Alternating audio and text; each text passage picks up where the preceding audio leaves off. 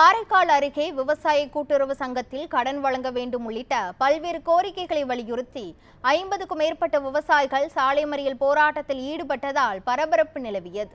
புதுச்சேரி மாநிலம் காரைக்கால் மாவட்டத்தில் உள்ள நெடுங்காடு விவசாய கூட்டுறவு சங்கத்தில் விவசாயிகளுக்கு கடன் வழங்க கோரியும் யூரியா தட்டுப்பாட்டை உடனடியாக சரி செய்ய வேண்டும் என்றும் கோரிக்கை விடுத்தனர். அரசு சார்பில் நெல் கொள்முதல் நிலையம் அமைக்க வேண்டும் உள்ளிட்ட பல்வேறு கோரிக்கைகளை வலியுறுத்தி 1 மணி நேரத்திற்கும் மேலாக சாலை மறியல் போராட்டத்தில் ஈடுபட்டனர். இதனால் காரைக்கால் கும்பகோணம் செல்லும் சாலையில் போக்குவரத்து பாதிப்பு ஏற்பட்டது. தகவல் அறிந்து சம்பவ இடத்திற்கு வந்த போலீசார் மற்றும் சட்டமன்ற உறுப்பினர் சந்திர பிரியங்கா பேச்சுவார்த்தை செய்து தங்களது கோரிக்கைகளுக்கு விரைவில் நடவடிக்கை எடுக்கப்படும் என உறுதியளித்ததை தொடர்ந்து விவசாயிகள் சாலை மறியல் போராட்டத்தை கைவிட்டு கலைந்து சென்றனர்.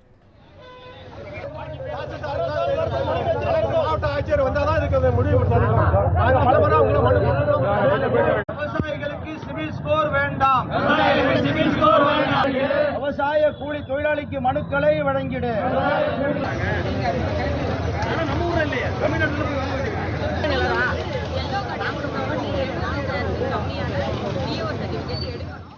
நாலு கிராமத்துக்கும் இது வரலும் விஏஓவே இல்லை.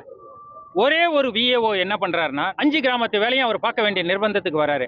அந்த ஒரு விஏஓ எப்படி 5 கிராமத்துக்கு வேலை செய்ய முடியும்? ரெண்டாவது, அவரும் ஒரு மனிதர் தான், அவராலையும் 8 மணி நேரம் தான் வேலை செய்ய முடியும். இந்த மழை பெஞ்சதுல எல்லாமே நர்சரி ஸ்டேஜ்னா நாத்து பருவத்துல 15 நாள் நாத்து முழுகி போயிட்டு, அந்த முழுகி போன நாத்துக்கு வேளாண் துறை என்ன சொல்றாங்கன்னா 2 கிலோ யூரியாவும் 1 கிலோ ஜிங்க் சல்பேட்டும் அடிச்சிங்கன்னா அந்த நாத்து உங்களுக்கு ரெக்கவரி ஆகும்னு அவங்க சொல்றாங்க. 1 கிலோ யூரியா கூட நெடுங்காட்டுல கிடைக்கல. 2 தனியார் இடத்துல வருது, எப்போ விற்கிறாங்கன்னே தெரியல. இப்ப விவசாய கடனுதவிக்கு விஏஓ சர்டிபிகேட் வேணும். ரெண்டாவது, அங்க நடக்கக்கூடிய அந்த விவசாய கடனுதவி சொசைட்டி ஒரு ஜனநாயக முறைப்படி ஒரு தேர்தலும் நாங்க எதிர்நோக்கி தான் இந்த போராட்டத்தை நடத்திக்கிட்டு இருக்கோம். நிலம் இருக்கிறது புதுவை மாநிலத்துல, பட்டா சிட்டா கேட்கறது தமிழ்நாட்டுல.